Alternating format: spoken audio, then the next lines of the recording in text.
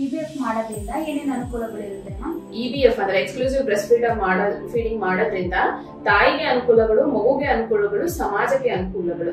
ಏನೇನು ತಾಯಿಗೆ ಏನೇನು ಅನುಕೂಲ ಆಗುತ್ತೆ ಅಂತ ಹೇಳಿದ್ರೆ, ತಾಯಿಯಲ್ಲಿ ಸ್ತನ ಕ್ಯಾನ್ಸರ್ ಅಥವಾ ಬ್ರೆಸ್ಟ್ ಕ್ಯಾನ್ಸರ್ ಬರೋದಂತ ಪ್ರಾಬ್ಲಮ್ ತಡೆಯುತ್ತೆ.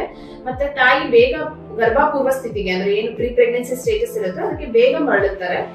ಮತ್ತೆ ತಾಯಿ ಮಗುವಿನ ಬಾಂಧವ್ಯ ತುಂಬಾ ಚೆನ್ನಾಗಾಗತ್ತೆ, ಉತ್ತಮ ಬಾಂಧವ್ಯ ಆಗುತ್ತೆ. ಮಗುಗೆ ಏನೇನು ಅನುಕೂಲಗಳಂತ ಹೇಳಿದ್ರೆ, ಮಗುಗೆ ಜಾಂಡೀಸ್, ಅಸ್ತಮಾ, ಅಲರ್ಜಿ, ಬೊಜ್ಜು, ಕ್ಯಾನ್ಸರ್, ಶ್ವಾಸಕೋಶ ತೊಂದರೆಗಳು ಇದೆಲ್ಲದರಿಂದ ಮಗು ಪ್ರೊಟೆಕ್ಷನ್ ಕೊಡುತ್ತೆ. ಮತ್ತೆ ಬುದ್ಧಿಶಕ್ತಿ ಹೆಚ್ಚಿಸುತ್ತೆ ಮಗುದು.